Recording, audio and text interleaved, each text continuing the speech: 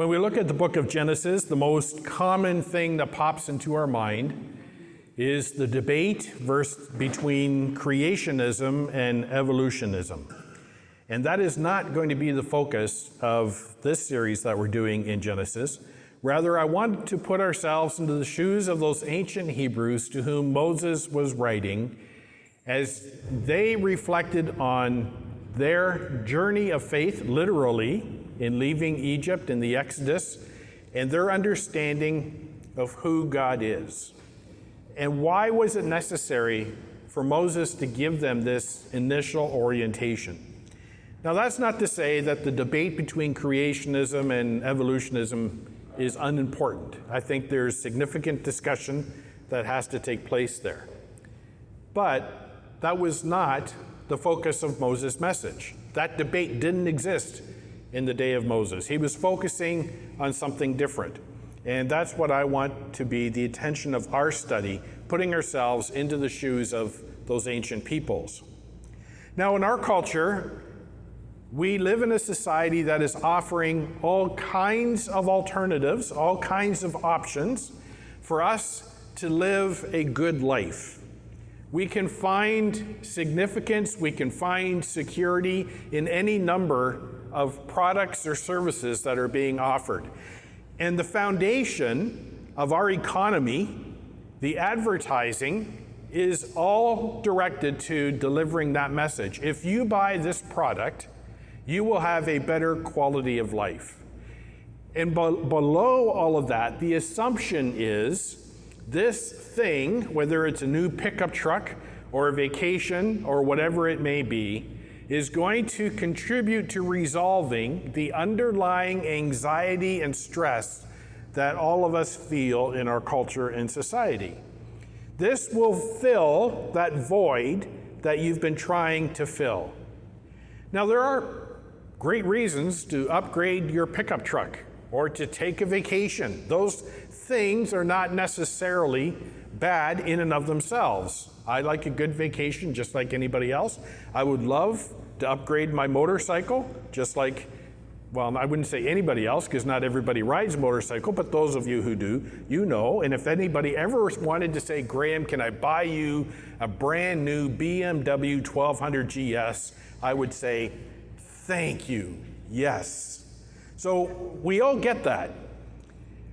But what the struggle is, and these competing voices, and the struggle the ancient Hebrews had, was understanding the unique nature of God in his character and the relationship he has with his creation. And that's the struggle we have today. It's not that this new form of communication and of advertising and our current social and cultural values are unique and different and somehow wrong compared to what human history has had throughout the centuries. The struggle is, and always has been, for us to understand the engagement of God in his creation and our response to him. And that's the underlying purpose of the book of Genesis. Who is this God? And how do we engage with him? That was the problem the ancient Hebrews were facing. Now let's put ourselves in their shoes for a moment. For 400 years, we looked at this back in the late spring, early summer. For 400 years, they had suffered as slaves, in spite of the fact God had given a great promise to Abraham and to Isaac and to Jacob that they would be a nation through which all the world would be blessed. They had 400 years of slavery.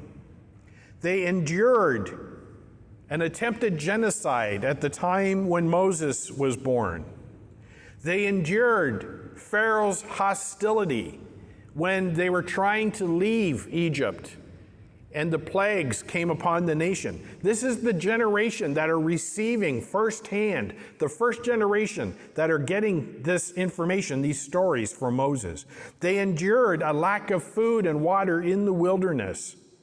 And in fact, in Numbers chapter 14, Moses records for us that the people grumbled against God, saying, "Why is the Lord bringing us into this land to fall by the sword? Our wives and little ones will become prey. Would it not be better for us to go back to Egypt? Let us choose a leader and return to Egypt." These are the people, disheartened, discouraged, confused, basically asking this question: where is God? And what in the world is he doing? So the book of Genesis, in fact, the whole first 5 books that are written by Moses and commonly known or collectively known as the law, they intend to answer this question, but especially the book of Genesis. Who is this God? And why should we care about him? And the underlying question to that is, can we really trust him? And that is the issue in our contemporary and our cultural reality that we struggle with all the time. Can we trust God? Because there are competing voices saying you can have security here, you can have security here, this is going to solve your problem.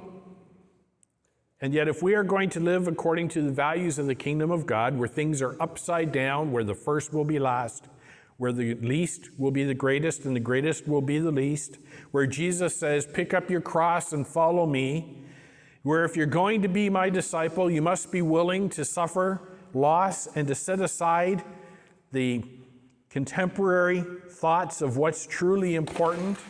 And on Jesus went in explaining the significance of being citizens in the kingdom of God. Is this God really trustworthy?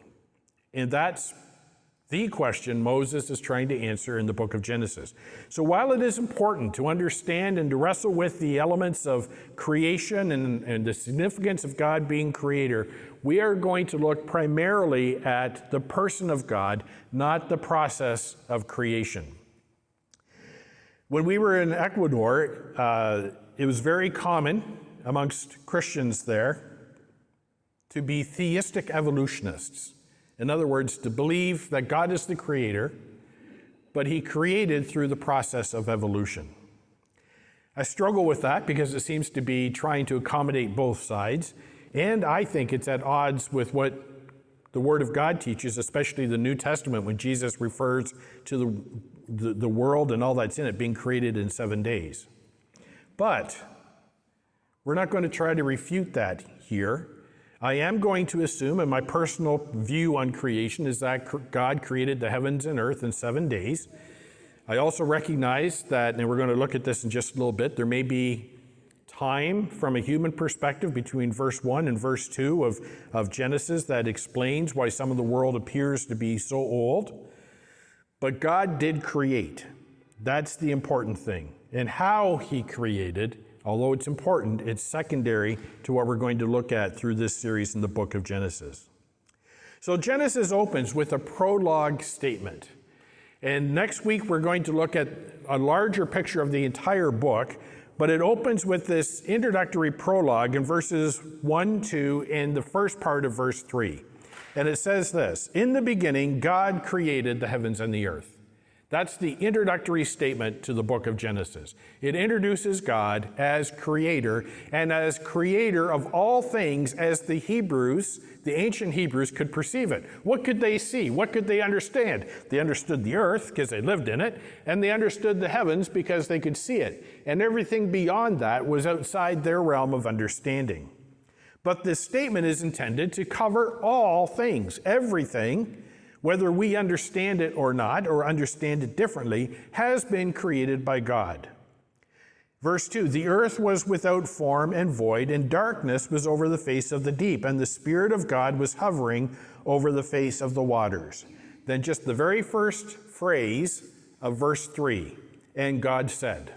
And we're going to stop there, and we'll pick up what God said next week. But there's significance just in that phrase. So this prologue starts with these simple statements. In the beginning, God created the heavens and the earth.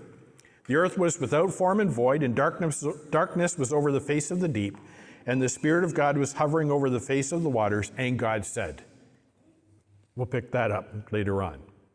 But this prologue introduces a series of of narratives. Not narratives in the sense that they're myth stories, but in a very poetic form, Moses is going to explain to the Israelites, to those ancient Hebrews, who their God is. He is not concerned with the science behind it, but with the truth of the supreme being and his nature and character.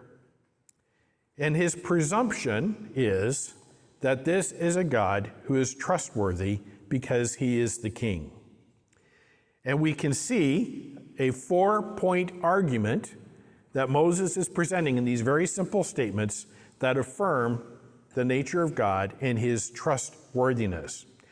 So here are the 4 things that Moses presents about God, his 4 observations about God in this very simple statement. First, there is a beginning. In the beginning, God created the heavens and the earth. There is a beginning, and it is initiated by God.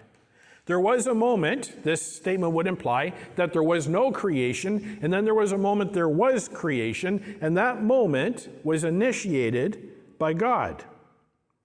That also implies then that there will be an ending and that there was purpose. This just didn't start and was left, but as there was a beginning, there will be an ending, and everything in between is purposeful. And that is reinforced by something that Moses says here we'll look at in just a moment. So the first confidence builder as we think about who is this God and is he trustworthy is that there was a beginning, and that implies some of the things we're about to see. Secondly, that God is present. The pre-existing stuff of creation, it says in verse 2, the earth was without form and void, and the darkness was over the face of the deep, and the Spirit of God was hovering over the face of the waters. There are 1,000 interpretations to what this means. But I think the point, if we look at from a theological perspective of what Moses was trying to say, is that God created the stuff that he was going to use for creation, and he was present with it. He didn't find in an unexplored part of the universe, oh, look it, stuff. I can do something with this. This was not the divine Lego set that as God wandered through the heavens, he stepped on it in the darkness. We've all done that if you have kids. And it's like, oh, what is that? Oh, I can do something with this. No, God did not discover this material. The message Moses is communicating is there was a pre-creation condition of some sort, and we don't know. The biblical record does not give us a lot of data about what this was. Some theologians in the past have suggested there was a pre-creation and that creation was sinful against God and they got wiped out and judged. Then God created a second condition. It's called the gap theory. I don't buy that. I don't see any scriptural support for that. But there does, in this simple sentence, indicate that there was a pre-creation of God's building blocks, if I can put it that way, before he formed it into what eventually would become the heavens and the earth. But the significant phrases here in the first part of verse 2 is that it was without form and it was void. Remember, when we're looking at the use of the Hebrew language, typically ideas are repeated or they come together, words come together to form a single idea. And this is communicating, the language Moses is using is communicating the idea that it was purposeless. It existed, but it had not yet been assigned its divine function. So I have wondered, as many others have, probably you too, does this mean that God created the stuff that gives the world the appearance of age? And so they find stones, and now with the Hubble Space Telescope and the Webb Space Telescope, they find these things that took galaxies that has taken 1 billion years for the light to arrive here. Well, God obviously created with all that existing because they could look up and they could see the stars from the very beginning of creation. But is that the stuff that's being referred to? I don't know. I think so, but that's not Moses' point. He's not trying to explain everything away. What he is saying is God created the building blocks, and initially they were purposeless. That becomes extremely important because in the narrative of creation that we'll look at next week, God assigns purpose. and value to the various elements in his creation, including and especially the people. That's why we're called the image bearers. We're given a special function and purpose and value in God's creation. So the second thing, though, in verse 2 is that the Spirit of God was hovering over the face of the waters. Even though this was purposeless and not been given function yet, God was present. And the Hebrews needed to learn this. They came out of a polytheistic background. The gods of the Egyptians and the Mesopotamians and all the nations around them, they believed in this dynamic of many gods who were constantly interacting with one another, and they would leave and they would come, and they were sometimes there and not there, and they were unreliable. And this God, when he makes the basic building blocks of creation, he's already there. Israel, when you're in the wilderness and you're saying, we want to go back to Egypt, remember, before any of this existed, God was already there. This is one reason why God is trustworthy. God is present. In the pre-creation building blocks, he was already there. Third, God assigns purpose to his creation. Although it says it was these building blocks were without form and void, they didn't have the function, it heightens the tension. Don't forget, Moses is writing this in the form of literature. It's an epic narrative, if you want to get technical. And he's building towards a climax. And to say it was without form and void implies that it will someday have purpose and function. And so we read this and we go, oh, but what will that be? I can't wait to get to the next chapter, the next section. What is the purpose? How is God going to give this purpose and function? And for the Hebrews, a major part of their identity was to be God's image bearers, as we are today. So there's a little teaser here from Moses as he writes this.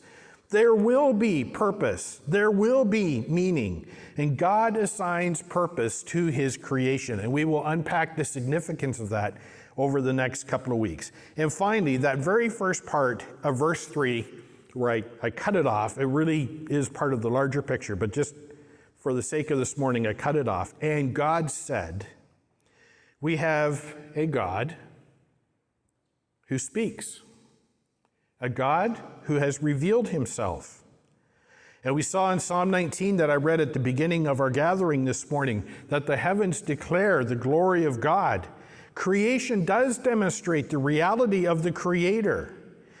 But for those ancient Hebrews caught in a system of polytheism, more familiar with the gods of Egypt and the gods of the nations around them than the one true God, this was opening their eyes to a part of his nature and character they had never considered before. God speaks because he is a person. He is the supreme being.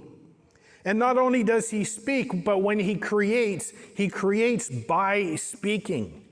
In the ancient world views of the Egyptians and the Mesopotamians, they believed that all of this stuff was the result of the deities fighting amongst themselves or having illicit, immoral sexual relationships with one another, or one god conquering another god and stealing his stuff.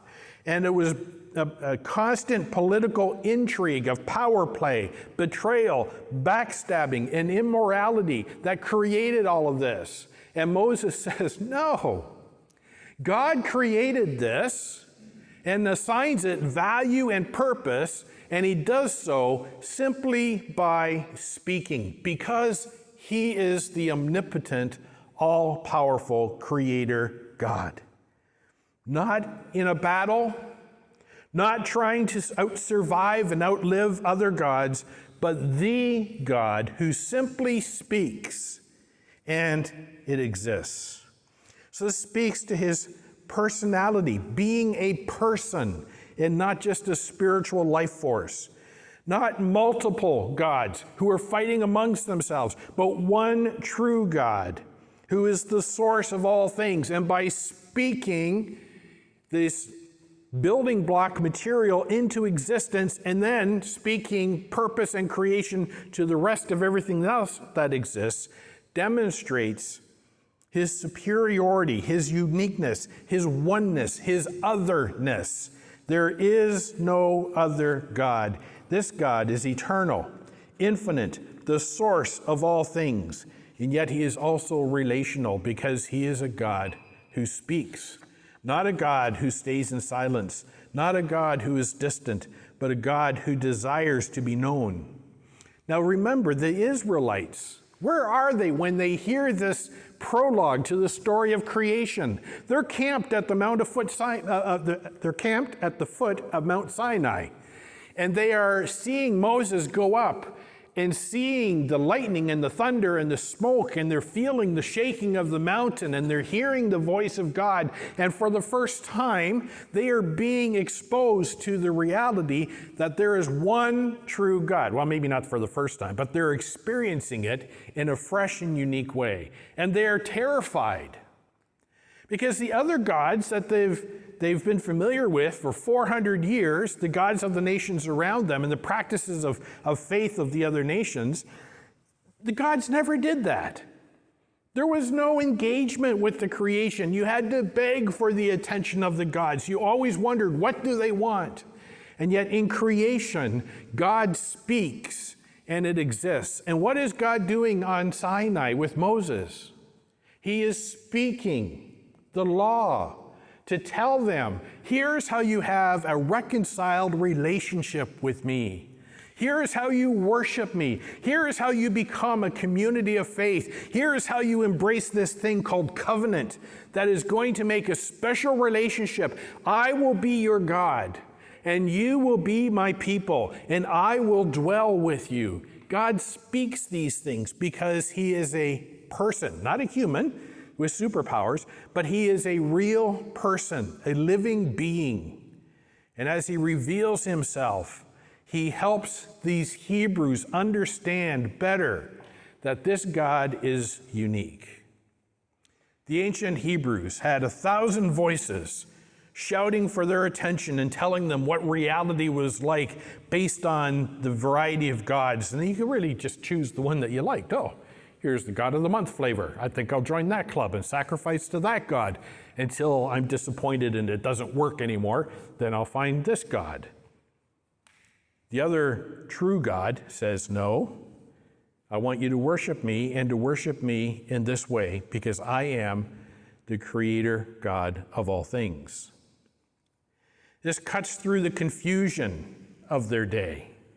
Although they struggled to understand it and they wanted to go back to Egypt, they constantly struggled. And as we look at the history of Israel and their rebellion against God and ultimately being attacked and invaded by the Assyrians and then the Babylonians, we know they never really figured it out. But we continue to struggle, and we have that in common with that original audience, because the question we have to answer ourselves today is this God trustworthy? Can he be the object of my faith, and can I trust him for what stuff is happening in my life? The basic questions of life need to be answered, and they need to be answered from a reliable source. And what Moses is presenting in this prologue is this is the God who can help you answer these questions. Who are we as Hebrews? Who are we as God's image bearers? Who are we as followers of Jesus?